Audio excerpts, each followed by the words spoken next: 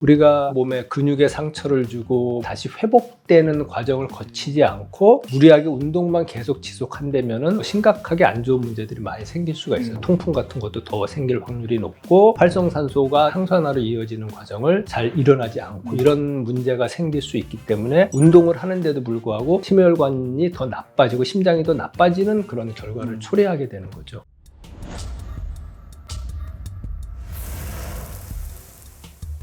안녕하세요. 미용의학을 24년째 아주 열심히 하고 있는 미와 아주 친한 의사, 미친 의사 김광태입니다. 안녕하세요. 조 대표입니다. 오늘은 저희가 운동에 대해서 좀 이야기를 해보겠습니다. 보통 우리가 운동하는 목적이 건강이 최우선 목적인데 운동을 하면 오히려 건강을 해치는 결과가 이렇게 나오는 경우가 있습니다. 작년만 해도 마라톤 또 대회를 끝나고 나서 심장마비로 사망한 사건이 발생한 경우가 있습니다. 마라톤 운동을 했던 분이시라면 심장이 건강하다고 자부하셨던 분들일 텐데 왜 그런 일이 발생하게 됐는지 이런 것들에 대해서 한번 얘기를 나눠보도록 하겠습니다. 예전에는 저도 운동을 너무 좋아해서 하루에 몇 시간씩 운동을 해도 괜찮았는데 지금 나이가 들면서 조금만 무리해도 그 다음날이 너무 힘든 것 같아요. 이렇게 무리하게 운동을 하면 오히려 몸에 독이 될 수 있는 건가요? 그렇죠. 이제 운동의 가장 기본적인 개념은 상처를 주고 다시 회복시켜서 이전 상태보다 더 튼튼하게 만들어주는 개념이 기본적인 운동의 개념이에요. 근데 우리가 몸에 근육에 상처를 주고 다시 회복되는 과정을 거치지 않고 무리하게 운동만 계속 지속한다면 오히려 건강을 더 해칠 수가 있습니다.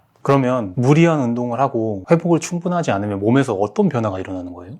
운동을 하게 되면 산소호흡이 많아지고 산소호흡을 많이 하게 되면 우리가 활성산소가 많이 증가하게 돼요. 그러면서 항산화가 일어나지 않고 활성산소만 계속 증가하게 되면 건강에 치명적인 해를 끼칠 수 있고요. 그 다음에는 관절 부위에 있는 연골 같은 경우에는 혈관 같은 게 존재하지 않기 때문에 한번 손상을 받으면 다시 회복하기가 상당히 힘들어집니다. 그런 상황에서 과도한 달리기를 한다든지 과도한 운동을 지속적으로 그렇게 하게 되면 이제 퇴행성 관절염 같은 것도 발생할 수 있고요. 그 다음에 운동을 하다 보면 자율신경계에 좀 자극을 주게 돼 있어요. 그래서 교감신경이 항상 활성화되고 부교감신경은 조금 억압이 되겠죠. 운동 중에는. 그런 게 너무 과도하게 되면은 자율신경계의 그 균형이 좀 깨지는 수가 있어요. 그래서 항상 피곤한 상태에 있고 특히 우리가 밤늦게 운동을 하다 보면은 잠잘 때 교감신경이 흥분된 상태에서 잠을 들기 때문에 수면의 질도 많이 떨어지게 되고 이런 현상이 발생하게 됩니다. 그래서 이제 운동을 하더라도 회복 시간을 충분히 주고 적절히 조절해서 운동을 해야 됩니다. 특히 이제 요새 젊은 분들이 근력 운동을 많이 하시는데 몸의 어떤 체형, 미를 위해서 운동을 하신 분들은 이 벌크업 과정이라는 거를 만들고 또 이렇게 빼는 과정 이런 거를 주기적으로 반복을 하게 됩니다. 특히 벌크업 하는 과정에서는 상당히 고탄수화물을 같이 섭취를 합니다. 거기에 이제 예를 들어서 오메가6 같은 지방산들을 같이 많이 섭취하게 되면은 그냥 단순하게 고단백 섭취를 했을 때 생기는 문제보다 더 심각하게 안 좋은 문제들이 많이 생길 수가 있어요. 통풍 같은 것도 더 생길 확률이 높고 활성산소가 항산화로 이어지는 과정을 잘 일어나지 않고 이런 문제가 생길 수 있기 때문에 운동을 하는데도 불구하고 심혈관이 더 나빠지고 심장이 더 나빠지는 그런 결과를 초래하게 되는 거죠. 그런 것을 보면은 우리가 운동을 항상 건강을 해치지 않는 범위 내에서 해야 된다는 게 가장 중요할 거라고 생각을 합니다. 그러면 몸에 크게 무리를 안 주는 선에서 어떻게 운동을 하면 좋을까요? 기본적으로 무산소 운동, 유산소 운동으로 나누자면은 우리가 유산소 운동 기본으로 할 때는 요새 많이 대두되는 존투 운동 같은 운동이 좀 무리 없이 적용해 볼 수가 있어요. 보통 근데 존투 운동을 하라 그러면 이게 존투 운동이 맞는지 잘 모르겠어요 하고 이제 얘기하는 경우가 많은데 존투 운동이라는 개념은 보통 자기의 최대 심박수의 60% 70% 정도 내에서 유산소 운동을 하라는 게 기본적인 개념인데 예를 들어서 만 40세인 분들이 자기 최대 심박수를 따지면 220백이 자기 만 나이니까 그럼 180 정도가 되는데 거기서 60%로 하라 그러면은 108회 정도밖에 안 나온다 이거죠. 보통 기본적인 존투 운동은 심박수에 의존하는 것도 맞지만 자기가 느낄 때 약간 뛰는데 숨이 살짝 차지만은 옆 사람하고 대화가 충분할 정도의 숨차기라고 얘기를 하고 있고요. 그 다음에 이제 심박수로 기준으로 하면 카르보네 공식이라는 게 있어요. 여유 심박수라는 거에 60% 70%를 계산하는 건데 그 여유 심박수라는 개념이 뭐냐면은 만 40세를 기준하면은 180회가 내 최고 심박수잖아요. 그 다음에 내가 편안하게 있을 때 안정체 심박수를 예를 들어서 70회라고 가정을 해봐요. 그러면 그 갭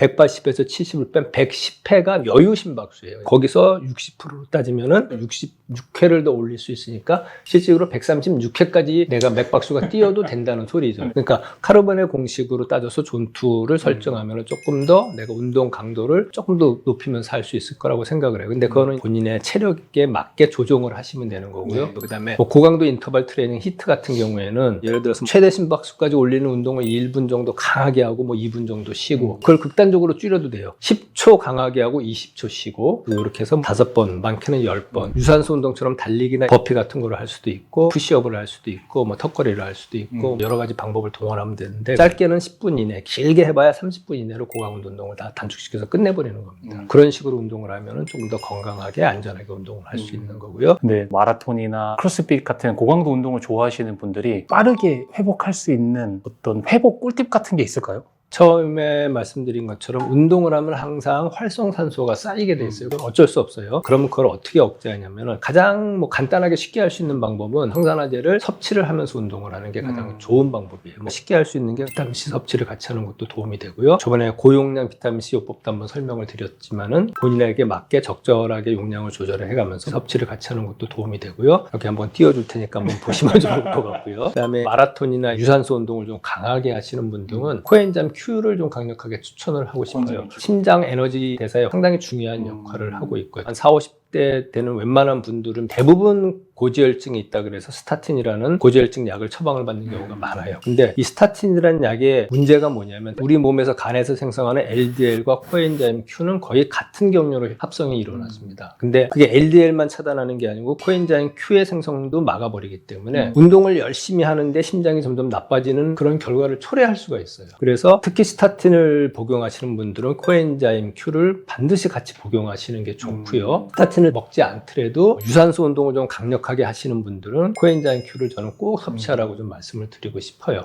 코엔자임 Q 자체가 활성산소를 억제시키는 역할을 많이 해주기 때문에 심혈관이 나빠지는 것도 훨씬 도움이 될 겁니다. 항산화랑 심장 대사를 위해서 비타민C랑 코엔자임 Q는 꼭 보충을 하셔라.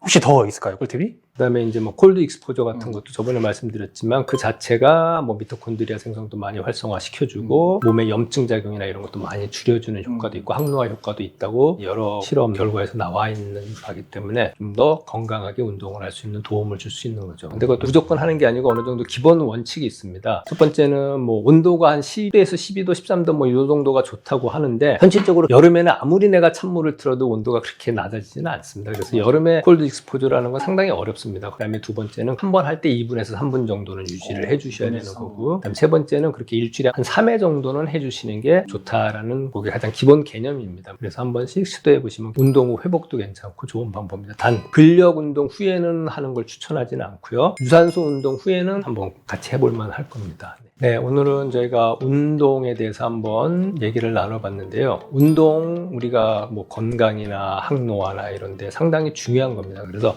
적절한 운동을 하셔야 되고 또 운동을 하면은 회복 시간이 상당히 중요하기 때문에 좋은 수면의 질을 유지하는 것도 상당히 중요합니다. 하루에 최소한 7, 8시간 이상의 수면을 꼭 취해 주시고요. 그다음에 항산화제 복용도 같이 해주시면 도움이 될 거라고 생각을 합니다. 제가 뭐 운동의 완전한 전문가는 아니지만 그래도 뭐 한 20년 전에 제가 스포츠의학 분과 전문의를 취득을 했습니다. 물론 이제 미용의학을 하느라고 스포츠의학 학회를 내가 열심히 안 나갔더니 연장은 되진 않았지만은 뭐 제가 나름대로 운동에 관심이 많아서 운동에 대해서도 공부를 많이 했기 때문에 이런 말씀을 드리는 겁니다. 그러니 여러분들도 절대 운동이 노동이 되지 않게 노력해 주시기 바랍니다. 오늘 제 말씀이 도움이 되셨다면 구독과 좋아요, 알림 설정까지 해주시면 감사하겠습니다. 감사하겠습니다. 긴 시간 동안 들어주셔서 감사합니다.